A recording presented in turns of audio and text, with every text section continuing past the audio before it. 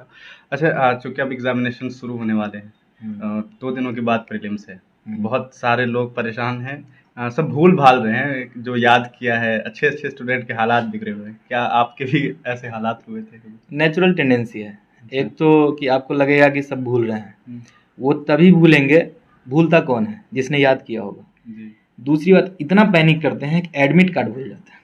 जी। जी, और मैं आपको मज़े की बात बताऊँ कि मैं खुद एडमिट कार्ड भूल गया था अच्छा, आज अपने भी यहाँ। इसको लेकर के आज एक बात हो रही थी, कि क्या कोई ऐसा इंसान होगा जो बीपीएससी का एग्ज़ाम देने जा रहा हो और एडमिट कार्ड भूल जाए और मुझे आप मिल गए। मैं ही हूँ, मतलब वो कि ये मैं तो एडमिट कार्ड भूल गया। हाँ, वो हाँ, 50 रुपए वाली जी, काला कलर वो खरीद ले, या कोई भी बॉल पेन यूज़ करे। ये सब चीज़ करने से ना आपका कम से कम 12 मिनट तक बच जाएगा फाइनल। जी। जी, ये 12 मिनट आपके हो सकता है कि आपकी आने वाली बहुत बहुत 12 बड़ा। साल का लाइफ ठीक कर हाँ, दे। सही ये बात। हो सकता है। तू रोज़ उस गंगा से मुझसे मिलने आती है, वाह!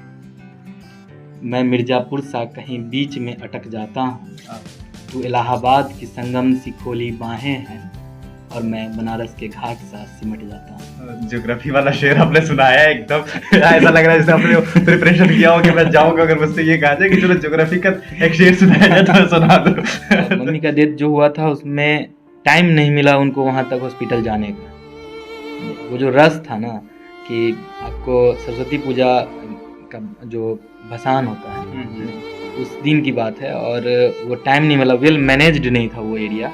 अगर वो वेल मैनेजमेंट होता बढ़िया से, जैसे अभी हम डिप्टी सड़क कलेक्टर पे हैं। भीड़ थी। हाँ, अगर अभी डिप्टी कलेक्टर आई नो कि यहाँ कैसे हम लोग मैनेज करते हैं। ये मैनेजमेंट सही नहीं था, एडमिनिस्ट्रेशन की गलती थी या जो भी बात थी। ये अगर ठीक हुआ होता तो हो सकता। तो मुझे लगा कि एडमिनिस्ट्रेशन में आऊँगा तो इन सब चीज़ों को मैं दूर करूँगा। जगह जगह हॉस्पिटल हो, बढ़िया इक्विपमेंट्स हो, इन सब चीज़ों की जिम्मेदारियाँ होंगी, ये सब देखा जाएगा। और इसी वजह से मैं आते ही सबसे पहले हॉस्पिटल का ही निरीक्षण किया था। जी। सलाम साथियों, आप देख रहे हैं हिंदुस्तानी मीडिया। अभी हम मौजूद हैं मधुबनी में और हमारे साथ अभी एसडीएम नसीन कुमार निशांत जी हैं, जिन्होंने 64th बीपीएससी में जिन्होंने 64th बीपीएससी क्वालिफाई किया था और ये बिहार के यंगेस्ट एसडीएम हैं। और ये महज 22 साल की उम्र में एसडीएम बन गए थे। अभी हाल ही में 67th प्रीलिम्स होना है, उसके बाद जस्ट मेंस होना है। 2 दिन बचा हुआ है प्रीलिम्स में। हमारे साथ सर हैं, हम उनसे बातचीत करेंगे कि किस तरह से ये जो 2 दिन हैं, इसे कैसे, इसका प्रेशर से कैसे लोगों को, जो बच्चे जो एस्पिरेंट्स हैं वो कैसे इससे निकलेंगे। और फिर हम बात करेंगे कि मेंस जो इसके जस्ट बाद आने वाला है उसमें क्या कुछ भूमिका रहेगा, किस किताब का, किस बुक्स का। क्योंकि सर एक यंग चैम्प हैं तो उनको मालूम है कि किस तरह से पढ़ाई करना। सबसे पहले तो सर बहुत बहुत स्वागत है आपका हिंदुस्तानी मीडिया में। धन्यवाद आपका और आपके सभी दर्शकों का भी। जी, सबसे पहले बात तो हम यही पूछेंगे आपसे कि आप एक युवा एसडीएम हैं। कैसे ये कर पाता है कोई इंसान जो महज 21 साल का लड़का सड़क पे घूमता रहता है, जनरली ऐसे माना जाता है, बिगड़ैल बेटा होता है 21 साल की उम्र में, कैसे आप बन जाते हैं एसडीएम? मेरे हिसाब से जिम्मेदारियों की समझ होती है जिसमें जितनी ज़्यादा वो जल्दी सक्सेस पा सकता है। सिंपल है। या फिर कभी ऐसा भी हो सकता है कि सिचुएशन ऐसा बन जाए कि आपके कंधों पर और ज़्यादा जिम्मेदारियां आ जाएं, तब भी आप बन सकते हैं। मेरे साथ दोनों हुआ। मैं शुरू से थोड़ा सा रिस्पॉन्सिबल था भी, सीरियस था लाइफ को लेकर के भी। दूसरी बात ये थी कि मम्मी के डेथ के बाद जिम्मेदारियां और ज़्यादा आ गई, तब लगा कि नहीं, बनना ही चाहिए। बस वही था, और उसी से मैंने परिश्रम किया, लगन थी, फिर हो गया सिलेक्शन। अच्छा, चूंकि आप आईआईटी के स्टूडेंट थे और वहाँ आप एक अच्छे स्टूडेंट थे, हमने आपका पुराना इंटरव्यूज देखा है, तो उसमें आप बता रहे हैं कि आप वहाँ के टॉपर स्टूडेंट थे। वहाँ से आप निकलते हैं, माँ नहीं रहती है दुनिया में, उसके बाद जस्ट आप बीपीएससी की तरफ आ जाते हैं, जबकि आपके पास एक अच्छा ऑप्शन था, आप आईआईटीएन थे। हाँ, ऑप्शन था, लेकिन फाइनेंशियल कंडीशन अगर ख़राब हो जाए तो आदमी क्या कर सकता है। फिर था कि बस जल्दी से जॉब, कुछ अच्छा जॉब लेना है। अब था तो ऑप्शन ये भी कि आईआईटी से आराम से जॉब हो सकती थी, लेकिन वहाँ सिर्फ अपना भला हो सकता था। और जो मैंने सोचा था सिविल सर्विस में आने का, उसके पीछे दूसरी कारण भी है कि मम्मी का डेथ जो हुआ था उसमें टाइम नहीं मिला उनको वहाँ तक हॉस्पिटल जाने का। वो जो रस था ना कि आपको सरस्वती पूजा का जो भसान होता है, उस दिन की बात है, और वो टाइम नहीं मिला, वेल मैनेज्ड नहीं था वो एरिया। अगर वो वेल मैनेजमेंट होता बढ़िया से, जैसे अभी हम डिप्टी सड़क कलेक्टर पे हैं। भीड़ थी। हाँ, अगर अभी डिप्टी कलेक्टर आई नो कि यहाँ कैसे हम लोग मैनेज करते हैं। ये मैनेजमेंट सही नहीं था, एडमिनिस्ट्रेशन की गलती थी या जो भी बात थी। ये अगर ठीक हुआ होता तो हो सकता था। तो मुझे लगा कि एडमिनिस्ट्रेशन में मैं आऊँगा तो इन सब चीज़ों को मैं दूर करूँगा, जगह जगह हॉस्पिटल हो, हाँ, बढ़िया इक्विपमेंट्स हो, इन सब चीज़ों की जिम्मेदारियाँ होंगी, ये सब देखा जाएगा। और इसी वजह से मैं आते ही सबसे पहले हॉस्पिटल का ही निरीक्षण किया था। जी, हमने देखा था, आपका पहला वीडियो भी उसी से था। अच्छा, चूँकि अब एग्ज़ामिनेशन शुरू होने वाले हैं, 2 दिनों के बाद प्रीलिम्स है। बहुत सारे लोग परेशान हैं, सब भूल-भाल रहे हैं, जो याद किया है, अच्छे-अच्छे स्टूडेंट के हालात बिगड़े हुए हैं। क्या आपके भी ऐसे हालात हुए थे कभी? नेचुरल टेंडेंसी है। अच्छा। एक तो कि आपको लगेगा कि सब भूल रहे हैं, वो तभी भूलेंगे, भूलता कौन है? जिसने याद किया होगा। जी। जब आप याद किए होंगे तभी आप भूल सकते हैं, तो आप समझिए कि आपने याद किया था। ये आपका हिंट है, आपको ये इंडिकेशन मिला है कि आपने याद किया था, आपने पढ़ा था, तभी आप भूल रहे हैं। ये एक पहली बात। दूसरी बात कि ये नेचुरल है, ये सभी को होता है, इवन द टॉपर्स, इवन मुझे भी हुआ, ये सभी को लगता है। लेकिन जब आप एग्जाम में बैठेंगे तो ये चीज़ आसान हो जाएगी, आपको लगेगा ही नहीं कि आप भूले थे। ये सब लगेगा, अगर आपको ज़्यादा लग रहा है तो जो 2-3 चीज़ है, जैसे कि करंट अफेयर हो गया, साइंस हो गया और आपका हिस्ट्री हो गया, ये इंपॉर्टेंट सब्जेक्ट है। इससे क्वेश्चन लगभग 100 क्वेश्चन आ जाएंगे, 150 में से 100 क्वेश्चन इसी तीनों से पार्ट आ जाएंगे। जब ये तीनों पार्ट से आ जाएंगे, इनको आप रिवाइज कर ले 2 दिन में, अगर आपको लग रहा है तो इन सब चीज़ों से डरना नहीं है। अभी का ही तो समय है कि आप देखिए, एक और बात है कि 30-40% बच्चे जो सीरियस है उसमें से 30-40% बच्चे डिसक्वालीफाई एग्जाम में इसलिए कर जाते हैं क्योंकि वो पैनिक कर जाते हैं। ये लास्ट सिचुएशन, एलिमिनेशन राउंड कहा जाता है प्रीलिम्स को, समझे? यही एलिमिनेट करा देगा उनको। तो पैनिक नहीं होना है, डरना नहीं है, आराम से। अच्छा, जो करंट अफेयर है, उसको लेकर के आपने जब एग्ज़ाम दिया था, कितने नंबर आपने करंट अफेयर से कवर कर लिया था? करंट अफेयर में मेरे ख्याल से हम लोग के टाइम में 32 या 33 क्वेश्चन आए थे, जी। जिसमें से मेरे 30 के आसपास सही थे, मतलब 2 ही गलत हुए 2 थे। ही गलत। हाँ, तो करंट अफेयर पे अच्छी पकड़ का ये था कि मैं न्यूज़पेपर बहुत पढ़ता था। जी। 2 न्यूज़पेपर तो पढ़ ही लेता था। और कौन-कौन सा पेपर पढ़ते हाँ, थे आप? ऐसे तो मैं द हिंदू पढ़ता था पहले। अच्छा। उसके बाद जब लगा कि बिहार वाला कुछ पढ़ना चाहिए, तो बिहार के लिए आप कोई भी न्यूज़पेपर पढ़ सकते हैं, जैसे हिंदुस्तान पढ़ लीजिए या कुछ भी पढ़ लीजिए, जो आपको लगता है बढ़िया, उसको आप पढ़ सकते हैं। तो वो 2 पेपर पढ़िए कम से कम। इंडियन एक्सप्रेस भी मैं पढ़ता था वैसे तो, शुरू में यूपीएससी के लिए रुझान था तो मन में, तो इंडियन एक्सप्रेस भी पढ़ता था। तो ये करिए, उसके बाद आप कोई भी एक मैगज़ीन, ऐसा कोई ज़रूरी नहीं है कि आप कुछ भी मतलब प्रतियोगिता दर्पण पढ़ रहे हैं तो वो गलत है, ऐसा नहीं। लेकिन एक सिंपल सा है, एक मैगज़ीन आता है द हिंदू रिव्यू करके, अच्छा। बैंकर्स अड्डा का, उसको पढ़ लीजिए। वो 30 पेज में 1 महीने का समरी होता है, और वैसे करके आप पढ़ लीजिए 12 महीने का। अच्छा, ये करंट अफेयर को लेकर के बिहार के जो बच्चे हैं उनमें काफ़ी डर होता है, क्योंकि करंट अफेयर एक ऐसा कह सकते हैं टॉपिक है जिसके बारे में किसी को पता नहीं है कि क्या पूछ देगा। हाँ, तो बहुत डर है इसको लेकर के, क्या? क्योंकि अभी भी जो बच्चे हैं 2 दिन में जो परेशानी हो रही है लोगों को, करंट अफेयर के लिए ही हो रही है, कहाँ से कवर करें, खास करके बिहार करंट अफेयर। देखिए, अगर एग्ज़ाम को टफ बनाना है, बच्चे बढ़ेंगे। हमारे टाइम में बच्चे थे 4 से 4.5 लाख, अभी जिन्होंने फॉर्म साढ़े भरा। 6 लाख के अभी आसपास। 6.5 लाख हैं, जी। मतलब 2 लाख 2.5 लाख का अंतर आया है। जब इतना बड़ा अंतर आएगा तो कंपटीशन अच्छा होगा। जब कंपटीशन अच्छा होगा तो उनसे स्टैटिक पार्ट अगर आप पूछेंगे तो बच्चे और अच्छा करेंगे, समझे? तो फिर तो कट ऑफ और हाई हो जाएगा। तो आप उनसे स्टैटिक ना पूछ के उनसे करेंट पूछें, जो डायनेमिक है, क्योंकि उसमें आप उनको फंसा सकते हैं। तो डायनेमिक पूछने का यही होता है कारण कि उसको टफ बनाया जाए पेपर को। तो डायनेमिक में जितना जो भी आपको लगता है, जो सोर्स मैंने बताया, उसके अलावा कोई भी सोर्स आप पढ़ रहे हैं उसको बार बार रिवाइज कर लें। क्योंकि रिवाइज करंट में जैसे कोई चीज़ आप पढ़ते हैं तो पहली बार या दूसरी बार या तीसरी बार अभी तक पढ़े होंगे मैक्सिमम, समझे? लेकिन हिस्ट्री को आपने कम से कम 5 दफ़ा पढ़ रखा होगा, समझे? तो वो तो आपके जहन में घुस चुका है, लेकिन ये आपके जहन में पूरी तरह से नहीं घुसा है। तो इसके लिए बेहतर है कि आप इसको 2-3 बार रिवाइज कर लें। तो अभी आप एक बार पढ़ सकते हैं करंट को। अच्छा, मेंस को लेकर के हम चर्चा करेंगे। प्रीलिम्स 2 दिन बचा हुआ है, क्या करें बच्चे अभी इस 2 दिन में? बहुत कुछ करना चाहिए, मुझे तो लगता है। सबसे पहले तो उनको रिवीजन पे है ना फोकस बहुत अच्छा करना चाहिए, कि रिवीजन जितना अच्छा कर ले वो। जी। दूसरी तीसरी बात, कुछ जो इम्पोर्टेंट बात है एग्जाम से हट के, जो उनके सेहत के लिए इम्पोर्टेंट है, वो आप ध्यान देने की जरूरत है। जी। बहुत सारे बच्चे हैं जो अभी के टाइम में ही बीमार पड़ जाते हैं, हाँ, एकदम एट द लास्ट मोमेंट। वजह ये है कि गर्मी बहुत ज़्यादा है, तो पानी नहीं पीते, हाइड्रेटेड रहिए। जितना हाइड्रेटेड आप रहेंगे अभी, उतना ज़्यादा आपके शरीर के लिए और आपके वेलबींग के लिए बढ़िया रहेगा। तो ये कर सकते हैं। दूसरी बात, इतना पैनिक करते हैं कि एडमिट कार्ड भूल जाते हैं। जी।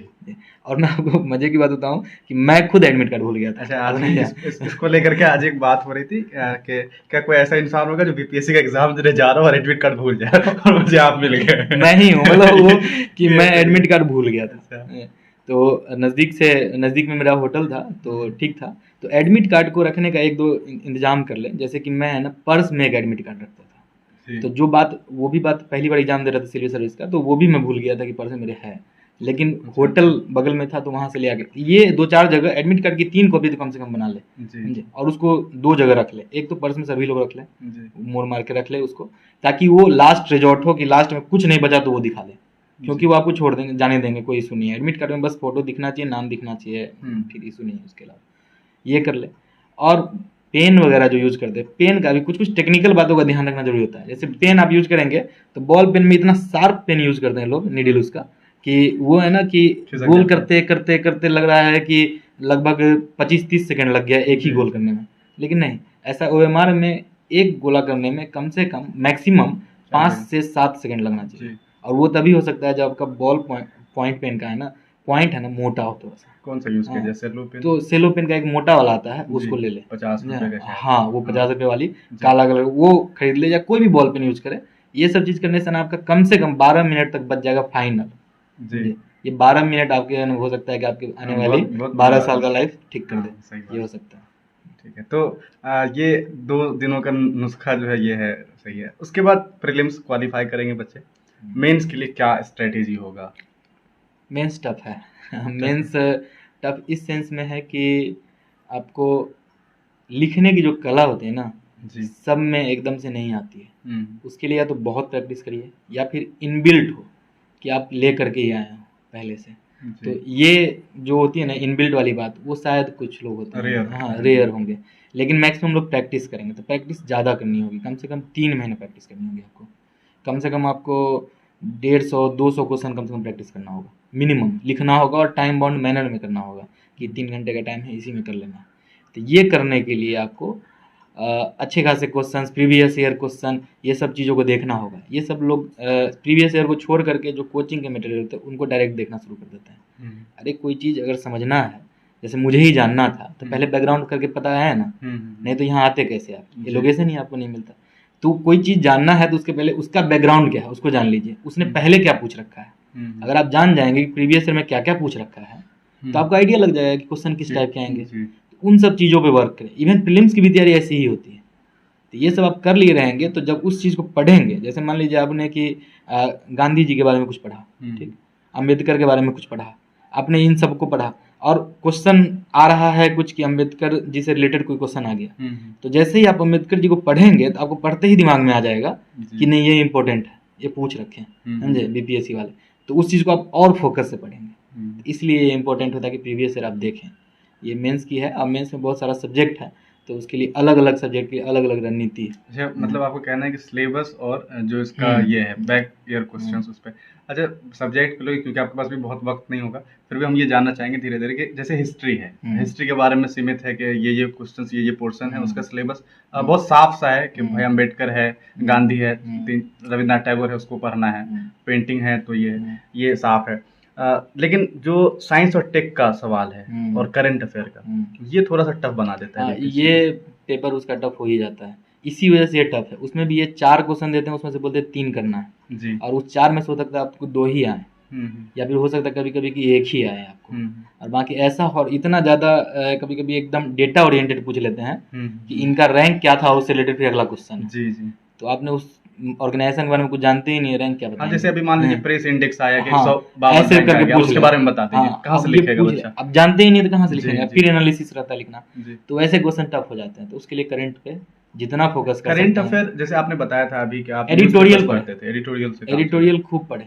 मतलब जब भी संपादकीय जो होता है, हिंदी में जी। संपादकीय, इंग्लिश में एडिटोरियल, उसको खूब चलेगा। पढ़े। इंग्लिश के लिए वही न्यूज़पेपर। कोई भी न्यूज़पेपर को आप पढ़ें, कोई इशू नहीं होता है। न्यूज़पेपर कुछ भी, मतलब ऐसा नहीं है कि जैसे कुछ फेमस जो न्यूज़पेपर उसी को पढ़ना है। हिंदुस्तान पढ़ रहे हैं, हिंदुस्तान पढ़िए, आपको द हिंदू पढ़िए। जैसे आपको मधुबनी है, मधुबनी में शायद आपको भी मालूम हो कि द हिंदू नहीं आता है। नहीं हम आता। यहाँ आते ही सबसे पहले हाँ, न्यूज़पेपर आपने वाले बोले उस कि बात कि द हिंदू आप जी। लेकर के आना, बोले कि यहाँ नहीं नहीं मिलता आ है, हाँ, पाएगा। कभी बात तो भी हुई तो कहता है 1500 एडवांस दे दीजिए तो दे देंगे, नहीं कोई नहीं, गारंटी तब भी नहीं आएगा, जी। वो 2 दिन बाद आएगा, तो हाँ कोई मतलब हाँ, नहीं वो है। 2 तो दिन के बाद मैं आता है। लास्टली उसकी वजह से मैंने आईपैड खरीदा और आईपैड पे पढ़ता हूँ। अच्छा, तो आपने आईपैड खरीद लिया, हाँ, सब नहीं लेकिन खरीद सब सकते, नहीं मैं खरीद समझ सकते सकता हूँ। जी। इसीलिए मैं उसके कहता लिए हूँ कि मोबाइल तो है ना, जी। मोबाइल पे भी पढ़ सकते हैं। बात अच्छा वही है, अच्छा, हाँ। आईपैड पे थोड़ा बड़ा हो जाएगा, बस इतना है, लेकिन ये सहूलियत है है। कि द हिंदू थोड़ा पढ़ना सा चाहिए। द हिंदू नेशनल न्यूज़पेपर है, और जी उसका है ना कि जो एंगल है ना, आप उसको पढ़ेंगे कभी अगर जी, न्यूट्रल है रेगुलरली बहुत पढ़ रहे जी होंगे। जी न्यूट्रल नहीं, मतलब ऐसा है कि तीनों पक्ष दिखाएंगे आपको, जी जी। लेफ्ट हाँ हाँ, राइट सेंटर, सेंटर ये जी तीनों पक्ष दिखाते रहते हैं। जी जी एक सप्ताह में अगर एक टॉपिक से 3 आर्टिकल आ रहा है, मान लीजिए रसिया यूक्रेन अभी चल रहा है, जी तो उसका 3 आर्टिकल आएगा, तो तीनों पक्ष को दिखाएंगे जी जी। कि इस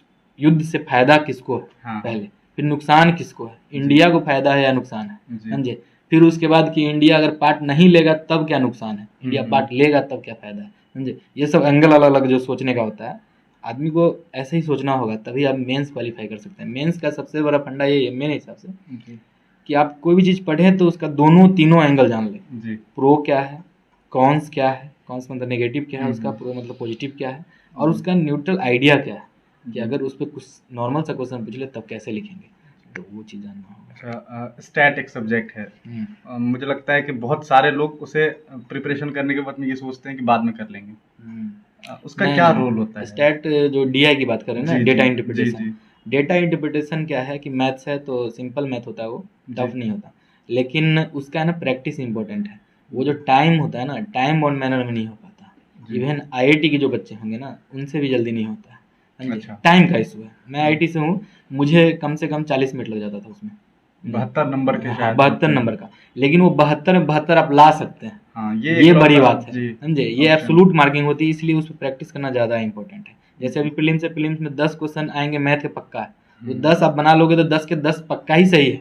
वैसे तो सब में प्रीलिम्स में सब में सही होगा, लेकिन वो 10 इंपॉर्टेंट है और इजी क्वेश्चन आते हैं, परसेंटेज एवरेज ये सब क्या है, एकदम इजी टॉपिक्स हैं। तो इनको आप आराम से पढ़ कर कर सकते हैं। तो ये सब चीज़ों पे थोड़ा सा ध्यान देना होगा। उसमें भी एवरेज ही आता है, जी आपका जो डीआई होता है, जी। डीआई में परसेंटेज एवरेज यही सब रहता है, क्वेश्चन पूछे हुए।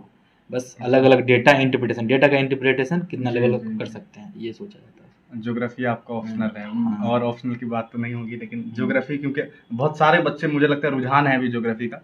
एक वक्त में एलएसडब्ल्यू था, अभी ज्योग्राफी थोड़ा चल रहा है। क्या आपका स्ट्रेटेजी था इसको लेकर के?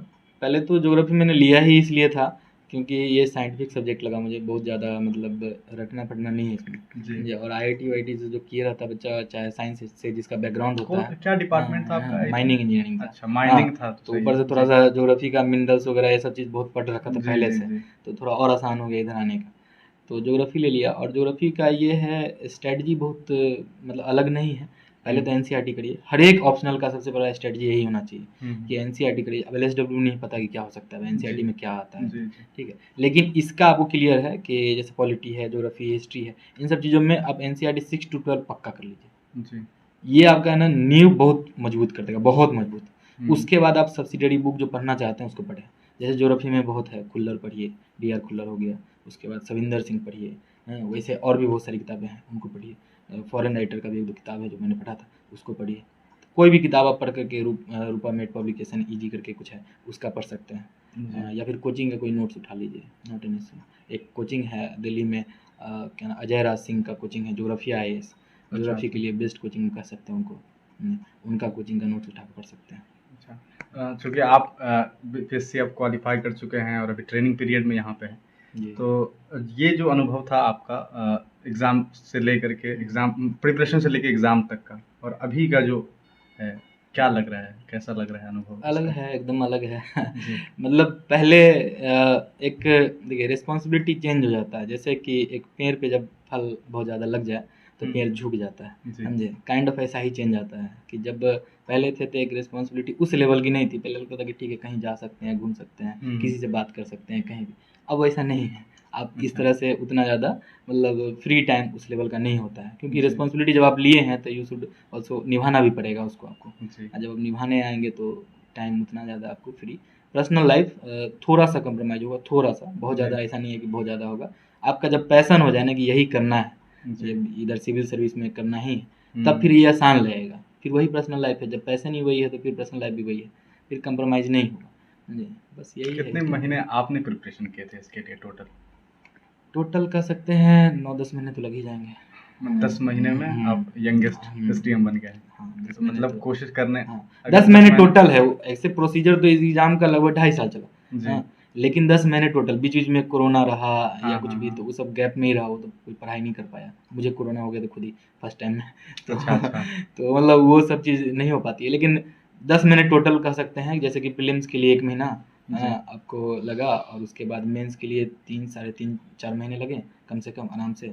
बाकी 6 महीना कोरोना टाइम में निकला, उसमें इंटरव्यू का तैयारी कर रहे थे धीरे धीरे। अच्छा, ये इंटरव्यू जो था वो कैसा रहा था? कैसा वहाँ पे, क्योंकि बच्चे डरते हैं मेंस के बाद, क्योंकि ये 3 तरह का 3 टर्म का एग्जामिनेशन है। लोगों को डर लगता है कि अरे प्रीलिम्स के बाद मेंस कैसे होगा, मेंस के बाद फिर इंटरव्यू। इंटरव्यू कैसा रहा आपका? इंटरव्यू अच्छा था। इंटरव्यू मतलब थोड़ा पहली बार था तो डर लग रहा था कि पता नहीं क्या होगा, कैसा सवाल पूछेंगे, क्योंकि वहाँ ओपन होता है ना सब कुछ। आप कह नहीं सकते, जैसे बॉन्ड बाइंडेड नहीं है वो लोग भी कि आपसे पूछ ले कि सिर्फ ज्योग्राफी तो ज्योग्राफी ही पूछेंगे, ऐसा कुछ नहीं है। समझे? वो आपसे कुछ भी पूछ सकते हैं। जैसे मैं गया और उन्होंने मुझसे डायरेक्ट पूछ लिया एक क्वेश्चन के, पहला क्वेश्चन उनका यही था कि भारतीय संस्कृति के हिसाब से, मैं हिंदी में बता रहा हूँ, इन्होंने इंग्लिश में पूछा था, जी। मैं हिंदी में बता रहा हूँ कि भारतीय संस्कृति के हिसाब से आप में ऐसे कौन से 5 गुण हैं जो एक सिविल सर्वेंट में होने चाहिए। जी समझे?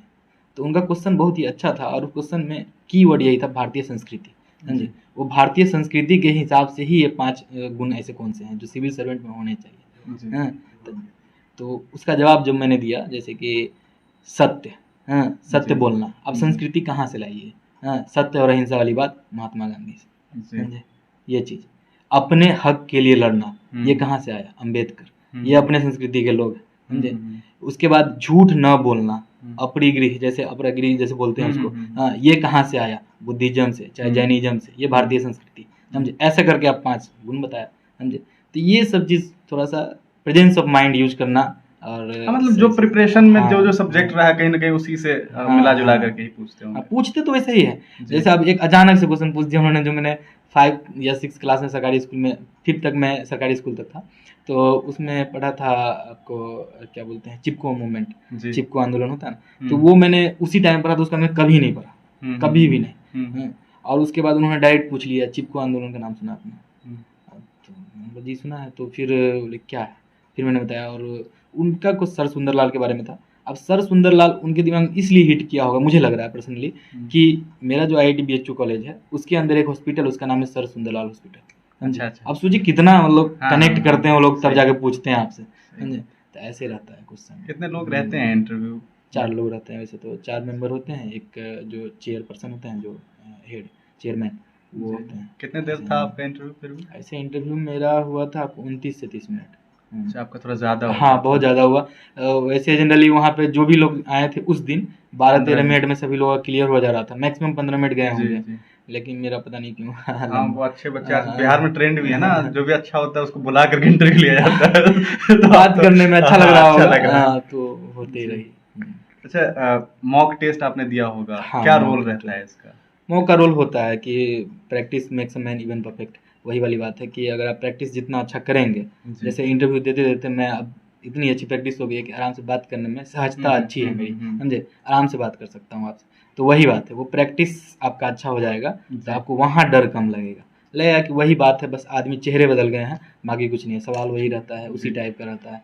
समझे? बस आपका अपना टाइमिंग चेंज करना होता है, सवाल को देने का जवाब कैसे आप देंगे। चूंकि आप मधुबनी में अभी हैं, तो जी। आपने देखा होगा मधुबनी में शायद ही कोई इक्का दुक्का इंस्टीट्यूशन होगा जहाँ बीपीएससी वगैरह की तैयारी होती है, या हाँ, फिर मेरे ख्याल से शायद यूपीएससी के है लेवल भी की नहीं मेरे तो ख्याल बात ही छोड़ दीजिए, बीपीएससी के लेवल नहीं। ऐसे क्षेत्र में, क्योंकि एक बड़ा क्षेत्र है मधुबनी जिला, यहाँ के भी बच्चे पढ़ना चाहते हैं, डरते हैं कोचिंग के लिए कि कोचिंग नहीं है, कोचिंग नहीं है। पहली बात तो कोचिंग पे रिलाई करना ही गलत है। कोचिंग आपको, मतलब गांव में लोग कहते हैं ना, कहावत टाइप का है कि घोर के पिया देगा, ऐसा कुछ नहीं है। आपने कोचिंग किया है? हाँ, नहीं, अच्छा, आपने भी नहीं कोचिंग का ऐसा कुछ ही जरूरत ही नहीं है। कोचिंग आपको घोर के सही में पिला नहीं सकता है। जी। कि आप गए जड़ी बूटी उनके पास कुछ करना, जी। वो आपको वही जा करके बोलेंगे कि NCERT पढ़ो, ये हाँ। पढ़ो। आपको एक डिसिप्लिन जरूर दे सकते हैं, कोचिंग जी। दे सकती है, उससे ज़्यादा कुछ नहीं। तो डिसिप्लिन आप खुद ले लेना, खुद से कर ले। काहे आप पैसा रिस्पॉन्सिबल बर्बाद? इतने ज़्यादा हो जी। जाए कि आप खुद से डिसिप्लिन। मैं अभी भी 3:30-4 बजे उठ जाता हूँ। सोते कितने बजे हैं? 9 साढ़े 9 तक। अच्छा, सोने का टाइम आपका। हाँ, तो आप डिसिप्लिन बनो ना, आप डिसिप्लिन बन सकते हो, इसमें कौन सा इशू है। आप लेट नाइट पार्टी मत करो, सब कुछ अगर करोगे, सब कुछ चाहिए साथ में, तो कुछ तो खोना ही पड़ेगा ना साथ में। जी। बस सिंपल है। अच्छा, एक आप एक एसडीएम हैं और आप सोशल मीडिया पे भी बने हुए हैं, अक्सर देखा जाता है। शेर व शायरी से आपका काफ़ी लगाव है, क्या वजह है? अच्छा लगता है, शुरू से लिख रहा था, मतलब 6-7 से ही मैं लिख रहा हूँ, तो अच्छा। थोड़ा बढ़िया लगता है लिखना। कुछ सुना दीजिए। अब ऐसे तो अब पूछ रहे हैं तो ऐसे याद नहीं आ रहा, लेकिन मैं ऐसे एक, तू रोज उस गंगा से मुझसे मिलने आती है, वाह। मैं मिर्जापुर सा कहीं बीच में अटक जाता हूँ, हाँ। तू इलाहाबाद की संगम सी खोली बाहें हैं, और मैं बनारस के घाट सा सिमट जाता हूँ। ज्योग्राफी वाला शेर आपने सुनाया है एकदम। ऐसा लग रहा है जैसे आपने प्रिपरेशन किया हो कि मैं जाऊंगा अगर मुझसे ये कहा जाए कि चलो ज्योग्राफी का एक शेर सुनाया जाए तो मैं सुना दूं। एक्चुअली मैं श्रृंगार रस और वीर रस पे खूब लिखता हूँ, जी। तो उसमें मुझे अच्छा लगता है लिखना, तो उस वजह से। कौन कवि आपके आप मेरे पसंद करते हैं? ऐसे तो बहुत हैं, जी। लेकिन दिनकर सबसे ज़्यादा, जी। दुष्यंत कुमार, जी।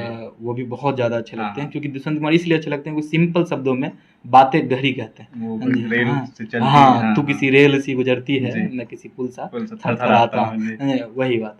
तो वो बहुत ही अलग हैं कवि, और वही दोनों बहुत पसंद है वैसे तो सबसे। मधुबनी के लोगों को क्या मैसेज देंगे जो नौजवान तैयारी करें और देशवासी आपको देखते हैं, खास करके बिहार के लोग? लोगों को सबसे पहले जो तैयारी कर रहे हैं उनके लिए कहना चाहूँगा कि ये जो एग्ज़ाम है ना, इसको नॉर्मल लेकर के समझें। देखिए, और इसको सीरियस भी इतना ज़्यादा ना लें कि लाइफ मतलब उसकी वजह से खुद पे प्रेशर आने लगे, समझे। प्रेशर एग्ज़ाम पे होना चाहिए, समझे। फोर्स आपका जो हो ना उस पे लगना चाहिए, समझे। और उस पे अगर जितना ज़्यादा आप प्रेशर डालेंगे उतना अच्छा होगा। लेकिन प्रेशर क्या होता है ना, उसके बदले मेंटल प्रेशर आ जाता है, वो खुद पे लेने लगते हैं कि मेरा नहीं होगा, समझे।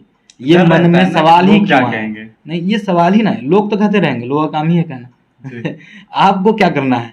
लोग अगर आप ये सोचने लगे हैं, ये कहते हैं ना कुछ लोग कि लोग आप सोचने लगे लोग क्या वो जो कहेंगे, 4 लोग हैं हाँ, समाज के, हाँ, वो वही कहते 4 हैं, लोग जी। कि वो क्या कहेंगे, अगर ये आप ही सोचने लगे जी। तो फिर वो कहेंगे क्या? हाँ, सही बात। वो कहने दीजिए। नहीं, आपका जैसे आप एक अच्छे स्टूडेंट हैं, अपने फर्स्ट अटेम्प्ट में क्लियर कर लिए। बहुत सारे बच्चे होते हैं, जनरली यही होता है कि सेकंड अटेम्प्ट, थर्ड अटेम्प्ट उनके लिए बड़ा प्रेशर हो जाता है। हाँ, नहीं डरना नहीं है, डर गए तो खेल खत्म हो जाएगा, समझे। मैं पहले भी 1-2 बार कहा हुआ ये बात कि ये जो है ना समंदर की तरह है, और समंदर के खिलाड़ियों के लिए खेल है, समझे। और जो इसमें तैरना जानता है ना बहुत बढ़िया से, वही इसको पार कर सकता है। बाकी जो उतना अच्छा तैरना नहीं जानते हैं, वो आएंगे और इस समंदर की नमकीनियत में फंसे रह जाएंगे, और जो तेज तैराक होंगे वो अंदर से हीरा मोती निकाल करके शीर्ष पे आ जाएंगे, समझे। तो बस वही करना है, तो लड़िए, डरिए नहीं। ठीक है, बहुत बहुत धन्यवाद, आपसे बहुत अच्छा लगा बातचीत करके। Thank you. आप हमारे YouTube चैनल हिंदुस्तानी मीडिया को सब्सक्राइब करें। अगर आप Facebook पे हैं तो हमारे पेज को लाइक करें, जिसका लिंक डिस्क्रिप्शन में है।